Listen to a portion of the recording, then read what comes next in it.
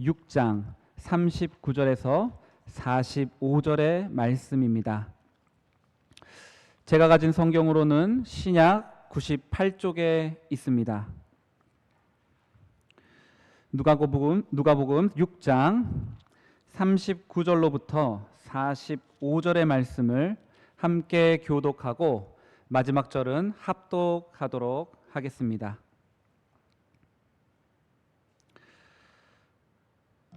또 비유로 말씀하시되 맹인이 맹인을 인도할 수 있느냐? 둘이 다 구덩이에 빠지지 아니하겠느냐?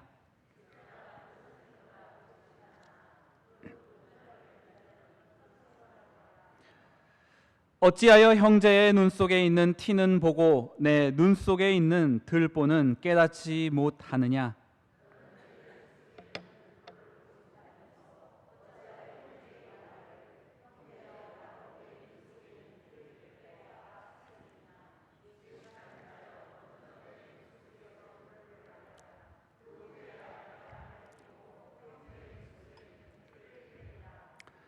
못된 열매 맺는 좋은 나무가 없고 또 좋은 열매 맺는 못된 나무가 없느니라.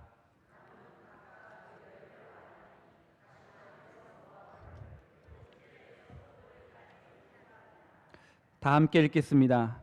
선한 사람은 마음에 쌓은 선에서 선을 내고 악한 자는 그 쌓은 악에서 악을 내나니 이는 마음에 가득한 것을 입으로 말함이니라. 아멘. 오늘 내 마음을 돌아보라는 제아의 말씀으로 함께 말씀 나눌 때 우리 성도님들 많은 은혜 받으시기를 바랍니다. 아멘이시죠? 아멘. 오늘 말씀은 예수님께서 제자들에게 말씀하신 내용입니다. 특별히 오늘 말씀 우리가 읽지는 않았지만 누가복음 6장 12절 이하의 말씀에 보면 예수님께서 12명의 제자를 뽑으시고 그 이제 제자들에게 말씀하신 내용들이 6장에 쭉 언급이 되어 있습니다.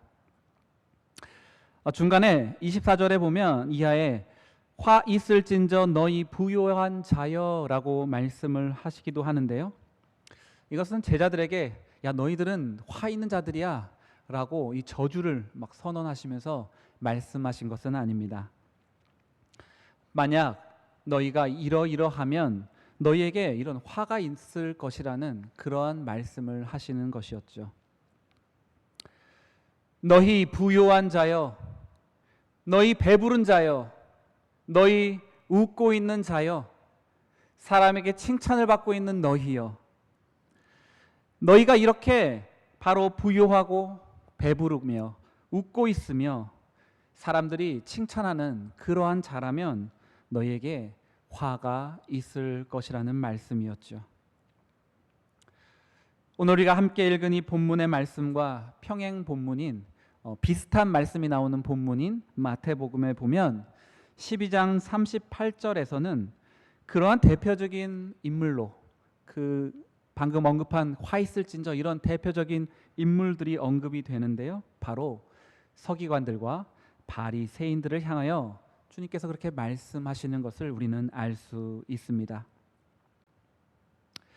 이들은 모두가 대표적으로 부유한 자였고 배부른 자였으며 웃는 자요, 사람들이 칭찬하는 그러한 자였습니다. 그런 그들에게 있어서 첫 번째 나타나는 특징이 하나 있었는데요. 그것은 교만함이었습니다. 본인들도 맹인이면서 자신들은 선생이라고 믿고 있었던 서기관과 바리새인들을 향하여 주님은 오늘 말씀 39절과 40절에서 이렇게 말씀합니다. 맹인이 맹인을 인도할 수 있느냐? 둘 다 구덩이에 빠지지 아니하겠느냐? 제자가 그 선생보다 높지 못하나 무릇 온전하게 된 자는 그 선생과 같으니라고 말씀하시며 너희가 아무리 제자로서 선생보다 높은 채 하지만 너희 중 무릇 온전하게 된 자라야 그래 봐야 그 선생과 같을 정도일 뿐이라며 말씀을 하십니다. 다시 말해 아무리 자기 자신을 높은 내가 선생이라고, 내가 정말 뛰어난 그런 영적인 사람이라고 그렇게 생각하는 이들도 실상은 선생으로 대우를 받을 만한 자가 아닌, 도리어 그들이 어쩌면 화 있을 자임을 지적하시는 말씀이기도 한 것이었습니다. 이러한 서기관과 바리새인들의 모습은 오늘날 스스로 선생 되기를 좋아하는 이들의 대표적인 모형이라고 할 수 있습니다.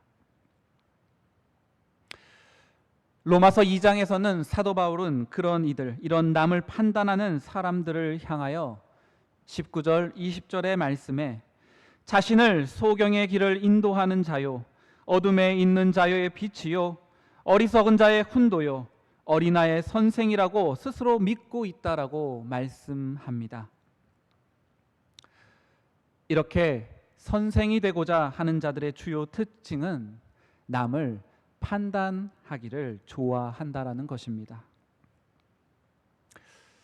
선생이라고 한다는 것, 어떤 한 분야의 최고의 위치에 있는 그들, 어떤 다른 사람들보다 그 분야에 있어서 아는 것이 많고 잘 이해하고 있을 것이기에 그것을 모르는 다른 사람들을 그들은 보면서 아이고 이런 무지한 자들, 이런 어리석은 자들, 이렇게 바라보기가 쉬울 것입니다. 하지만 디모데전서 1장 7절에서 말씀하는 것처럼 그들이 율법의 선생이 되려 하나 자기의 말하는 것이나 자기의 확증하는 것도 깨닫지 못하는도다라는 말씀처럼, 사실 그들은 자신이 지금 말하고 있는, 자신이 주장하고 있는 이런 진리라고 하면서 가르치고 있는 이런 것들도 본인 스스로도 실제로는 잘 알지 못하면서 확증하고 있는 것도 지금 깨닫고 있지 못할 때가 많다는 것을 우리에게 말씀하고 있습니다. 오늘 41절 말씀은 그런 이들에게 이렇게 말씀합니다. 우리 성도님들 한번 41절의 말씀을 크게 한번 읽어 보겠습니다. 어찌하여 형제의 눈 속에 있는 티는 보고 내 눈 속에 있는 들보는 깨닫지 못하느냐. 아멘. 어찌하여 너는 형제의 그 눈 속에 있는 티, 이 티라는 원어는 마른 나뭇가지를 이야기합니다. 너무 마르다 못해서 아주 지푸라기처럼 가는 것을 말하지요.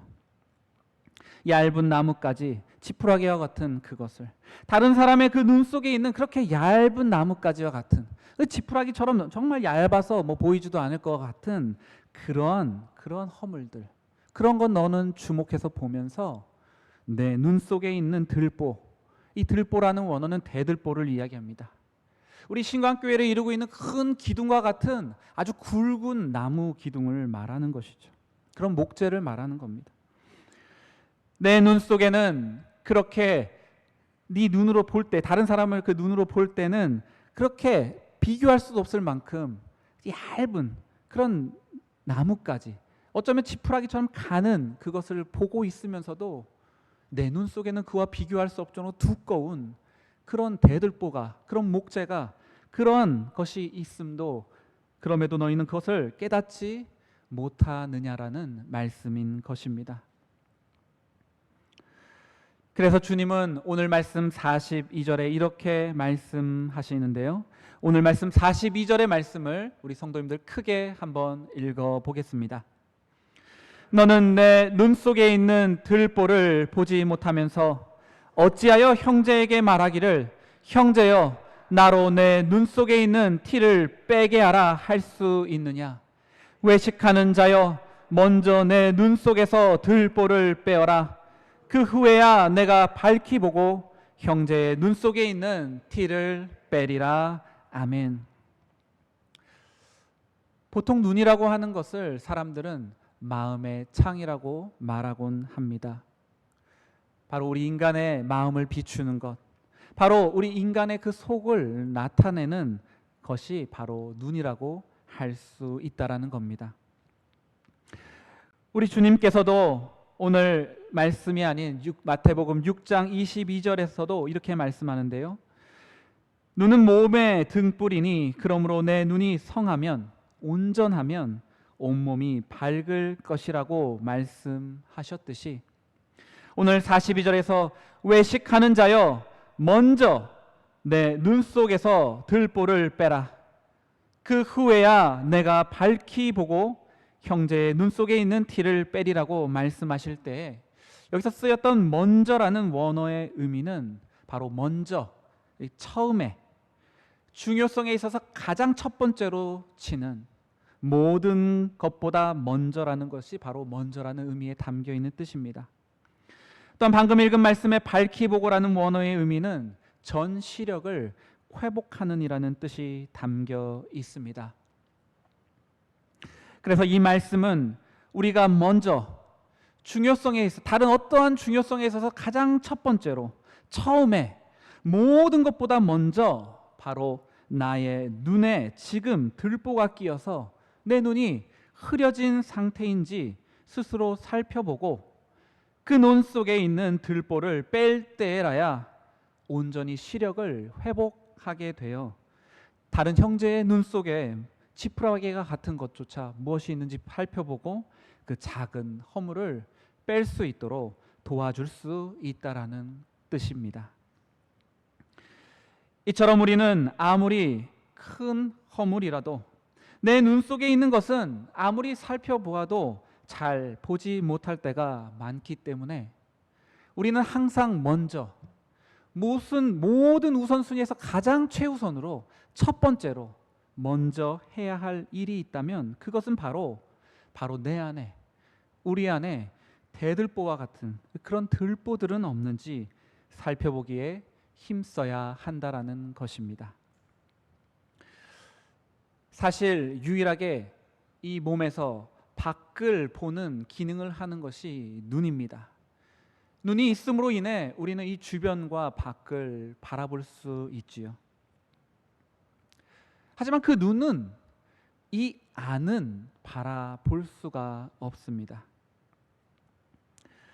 그럼 어떻게 하면 그 안에 이 속을 볼 수 있을까요? 요즘처럼 병원에 가서 내시경으로 이렇게 해서 비춰서 보면 될까요?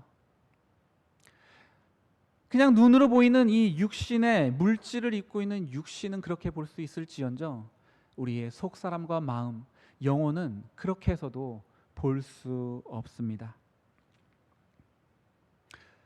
그것을 보기 위해서 우리는 중요한 것이 필요한데요. 그것은 바로 거울이라는 것이 필요한 것입니다. 우리는 거울을 통해서 우리의 얼굴을 매일 아침 보고 여기에 이빨에 고춧가루가 꼈는지 여기 티가 있는지 머리는 헝클어지지 않았는지 살펴보고 잘못된 것이 있으면 그것을 옷무새를 가다듬고 내 복장과 얼굴과 이것들을 바르게 가다듬고 본연의 아름다운 모습과 자신의 그런 멋진 모습을 다시금 회복하는 것을 우리는 경험합니다. 이처럼 거울은 우리를 아름답고 온전하게 하는 것을 돕고 있지요. 바로 이러한 것처럼 우리 속에 우리의 무엇이 있는지 우리가 살펴보게 하는 거울은 바로 말씀이라는 거울입니다. 성경은 그 말씀을 단순히 보는 것으로 그치지 아니하고 야고보서 1장 23절에서 25절에는 이렇게 말씀하고 있습니다. 누구든지 말씀을 듣고 행하지 아니하면 그는 거울로 자기의 생긴 얼굴을 보는 사람과 같아서 제 자신을 보고 가서 그 모습이 어떠했는지를 곧 잊어버리거니와 자유롭게 하는 온전한 율법을 들여다보고 있는 자는 듣고 잃어버리는 자가 아니요 실천하는 자니 이 사람은 그 행하는 일에 복을 받으리라. 아멘. 바로 이 말씀처럼 말씀을 통해 자신을 보고 그 말씀을 따라 행하는 그 사람, 바로 자신 안에 그러한 사람이야말로 자신 안에 있는 그 들보를 제하고 얼굴에 묻어있는 그 티와 헝클어진 머리와 흐트러진 내 옷무새를 다시 고치는 바로 그 사람, 바로 그런 사람은 온전하고 아름다운 모습으로 진정 살아갈 수 있는 바로 그러한 길이 있는 것입니다. 여기 주님께서 오늘 우리로 깨닫게 하시는 중요한 말씀이 있습니다. 그것은 우리는 다른 사람의 작은 허물은 잘 보면서 자신의 큰 허물은 자세히 살펴도 보지 못할 때가 많기에 말씀이라는 거울 앞에 날마다 내 자신을 비춰보고 그 말씀대로 실천하는 것이 우리에게는 반드시 필요하다는 것입니다. 특히 선생이 되기를 좋아하는 사람들, 리더가 되기를 좋아하는 사람들, 남들보다 잘났고 내가 집안이 잘 살고 높은 자라고 스스로 여기는 사람, 나는 세련됐고 나는 오랜 경험을 가졌기에 나는 연륜이 있기 때문에 나는 이 모든 것에 대해서 누구보다 잘 알고 많이 안다라고 말하는 그런 사람들, 영적으로 나는 너보다 더 뛰어나고 높다, 그렇게 은연중에 믿고 살아가고 있는 사람이라면 더욱더 다른 사람의 작은 허물을 그들은 잘 보며 지적하기를 좋아하면서도 정작 자신은 너무도 높은 곳에 있는 존재이기 때문에 자신 안에 있는 그 큰 허물은 자세히 아무리 살펴보아도 보지 못하는 경우가 많을 수밖에 없습니다. 하지만 그런 우리들도 먼저 날마다 말씀 앞에, 그 말씀이라는 거울 앞에 자신을 비춰보고 나의 그 못난 부분들, 나의 그 어그러지고 헝클어지고 흐트러진 부분들을 날마다 발견하고 겸허히 그것을 발견했을 때 받아들이며 말씀에 비춰진 자신의 그 추악한 모습을 주님께서 고쳐주시고 다듬어 주시기를 간구하며 기도할 때, 그러한 사람들 안에는 있는 그 모든 들보는 제하여질 것이며 그제야 그는 전 시력을 회복하여 다른 이의 작은 허물들도 바를 수 있도록 떼어주고 도와줄 수 있게 될 것입니다. 바라기는 이러한 놀라운 은혜가 오늘 이 말씀을 듣는 우리 성도님들 모두 가운데 충만하게 넘쳐나기를 주님의 이름으로 축복합니다. 아멘. 오늘날 그렇게 선생이 되기를 좋아하는 이들의 대표적인 모형이라고 할 수 있는 서기관과 바리새인들의 또 다른 특징은 자기 스스로를 의롭다라고 여겼다는 것입니다.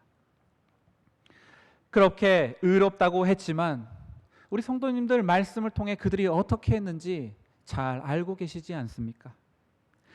우리는 그들이 자신보다 더 주목받고 있고 자신보다 더 뛰어난 놀라운 능력이 나타나는 그 예수님, 예수 그리스도를 시기하여 죽이기로 결의하였고 결국 죄가 하나도 없으신 그 예수님을 십자가에 못 박게 했으며 더욱이 예수님의 그 사후에 부활 사건까지도 거짓으로 꾸며 은폐하려 했음을 보면서 우리는 그들의 삶에 맺혀진 그러한 열매들을 객관적으로 보아도 그들이 거짓말과 술수와 계략으로 일관된 거짓 때문에 그 악한 그런 삶의 열매들을 맺고 있음을 우리는 너무나 잘 알 수 있지요. 그러하기에 서기관과 바리새인들은 겉으로는 아주 거룩하고 겉으로는 경건한 삶을 사는 것 같아 보이고 그렇게 사람들이 또 칭송하고 말을 하기는 하지만 사실 그들의 실상은 거짓과 속임수와 온갖 권모술수를 사용하여 자신의 이익을 도모하는 자신의 배만을 위하는 자들이었음을 우리는 그들의 열매를 보고 깨닫게 되는 것입니다. 그래서 주님은 오늘 말씀 43절 4절에 이렇게 말씀하시는데요. 우리 성도님들 한번 크게 읽어 보겠습니다. 못된 열매 맺는 좋은 나무가 없고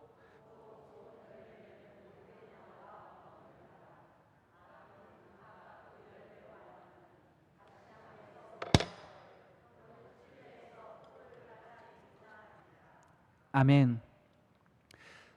방금 우리 성도님들 읽어주신 이 말씀 가운데 놀라운 진리의 법칙이 하나 숨어 있습니다. 그 진리의 법칙이라는 건 어디에도 통용되는 진리라는 것이죠. 그 진리의 법칙 하나는 바로 열매의 법칙입니다. 그 사람이 무슨 열매를 맺고 있는가, 그 열매만 보면 그 사람이 어떠한지를 알 수 있다라는 것이죠. 아무리 우리가 거룩한 척, 아름다운 말, 그런 훌륭한 섬김, 그런 것들을 몇 번은 할 수 있을지 모릅니다.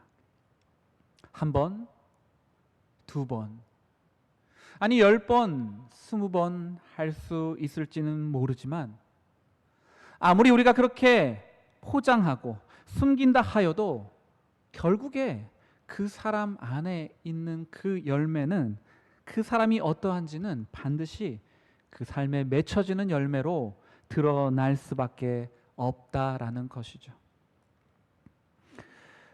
그래서 오늘 주님은 오늘 말씀 45절에 이렇게 선언하시는데요. 오늘 마지막 45절의 말씀을 함께 크게 읽어 보겠습니다. 선한 사람은 마음에 쌓은 선에서 선을 내고 악한 자는 그 쌓은 악에서 악을 내나니 이는 마음에 가득한 것을 입으로 말함이니라. 아멘. 진리의 대법칙 중에 하나, 바로 열매의 법칙. 그 열매에 따라 선한 사람은 그 쌓은 선에서 선을 생산해내고 악한 사람은 그 쌓은 악에서 악을 생산해낼 수밖에 없다라는 것입니다. 그래서 우리가 선한 사람이든 악한 사람이든 그들이 하는 말만 우리가 자세히 조용히 가만히 듣고 있노라면 그 사람의 그 말하는 것들은 그가 그냥 그때 그 순간에 잠깐 횟가닥해서 그 순간 이상해서 얘기하는 게 아니라는 거예요. 그런 말들은 이미 그 사람의 마음 안에 쌓이고 또 쌓였던 그 말들이 이제 터져서 목으로, 입 밖으로 그냥 나온 것 뿐이라는 것입니다.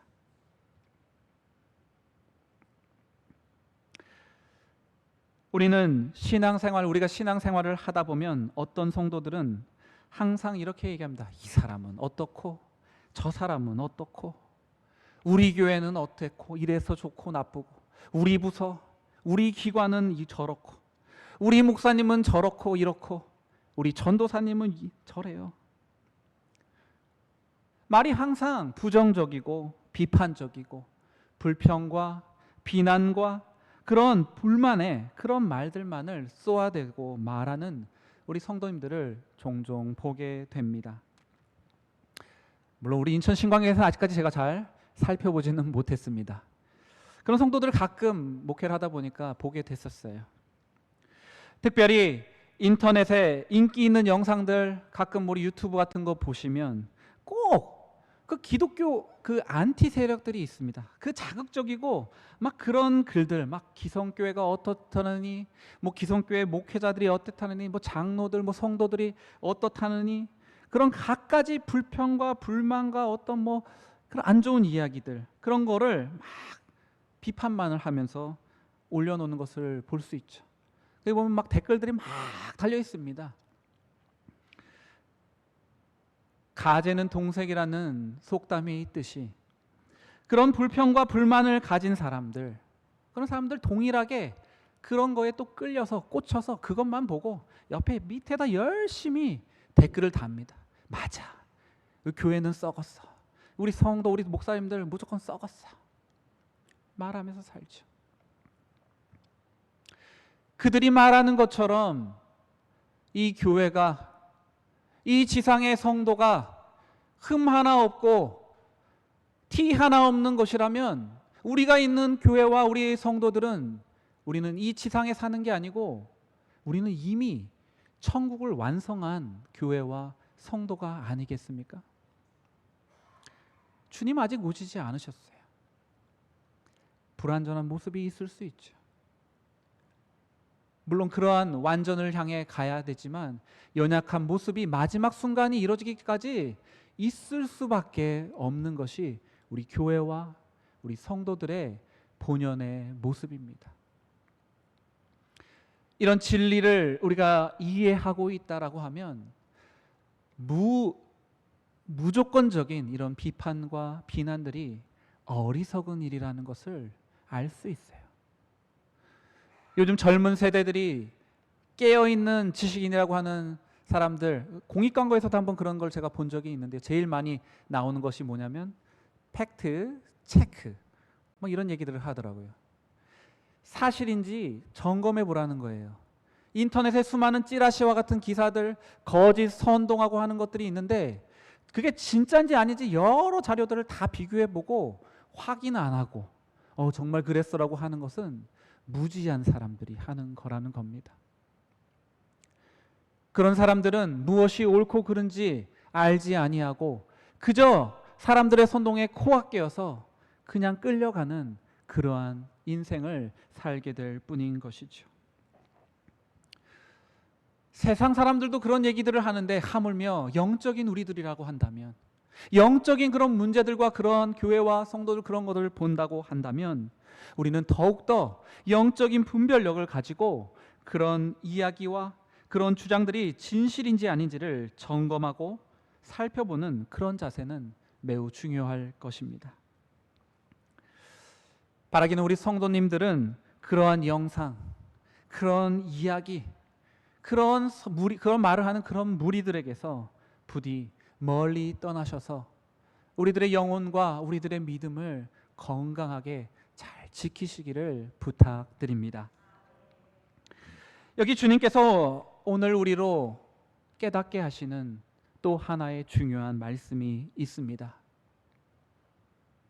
그것은 우리의 마음에 무엇을 쌓는지가 정말 중요하며 마음에 쌓은 것이 결국 우리의 삶의 열매로 드러나게 되어 있다라는 것입니다. 사람은 마음에 무엇이든지 쌓고 담아낼 수가 있습니다. 마음에 도끼를 품을 수도 있고요. 불평과 불만과 원망과 불신을 쌓을 수도 있습니다.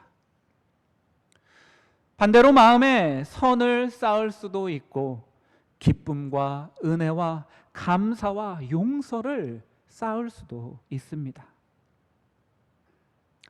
우리 마음에 무엇을 쌓을 것인지는 오롯이 바로 우리 자신에게 달려 있을 뿐입니다. 중요한 것은 우리가 그 쌓는 것이 결국은 내가 어떠한 사람인지, 우리의 삶이 어떠한 삶인지 우리의 삶의 열매로 맺혀져서 반드시 드러나게 되어 있다라는 사실입니다. 사랑하는 성도 여러분, 우리는 너무도 자주 그리고 우리는 너무도 쉽게 다른 사람들의 이 티끌을 찾아내고 찾으려고 노력할 때가 많습니다. 이 권사님이, 이 집사님 장로님, 우리 전도사님 목사님이, 우리 교회가 그냥 시로라기 같은 가는 티끌을 3개, 4개, 5개 긁어 모아서 찾으려고 할 때가 많죠.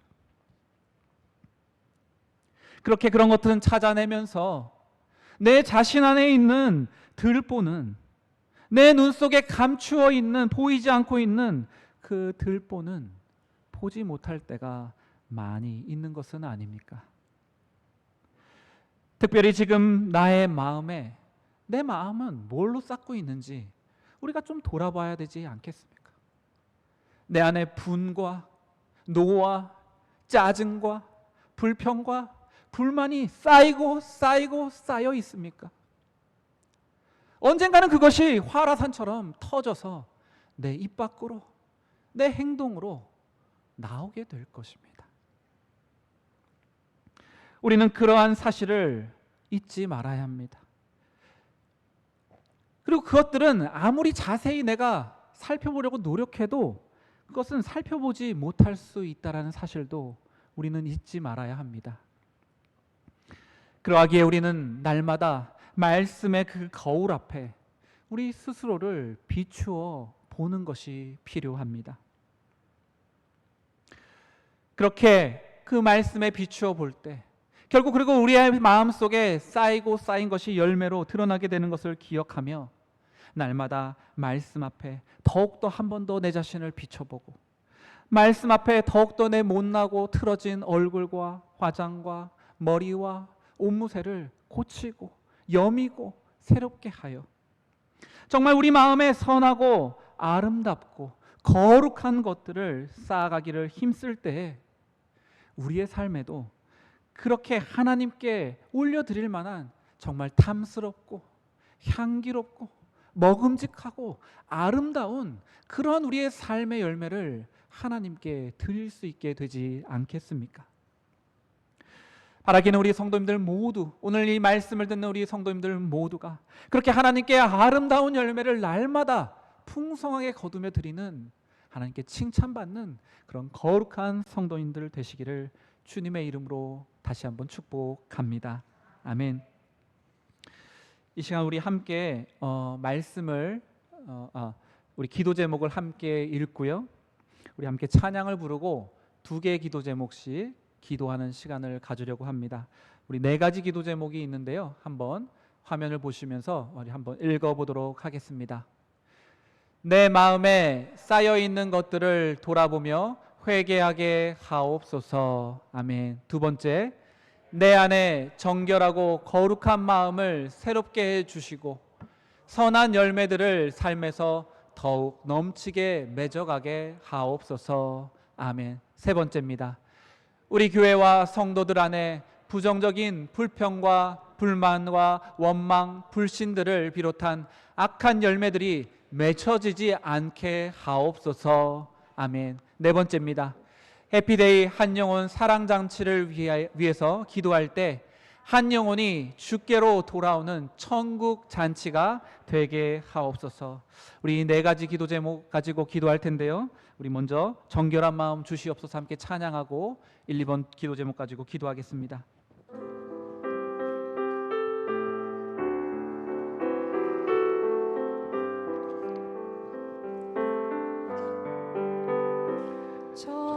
정결한 마음 주시옵소서. 오 주님, 정직한 영을 새롭게 하소서. 정결한 마음 주시옵소서. 오 주님, 정직한 영을 새롭게 하소서. 나를 주님 앞에서 멀리하지 마시고 주의 성령을 거두지 마옵소서. 그 구원의 기쁨 다시 회복시키시고 변치 않는 마음 내 안에 주소서. 정결한 마음 주시옵소서.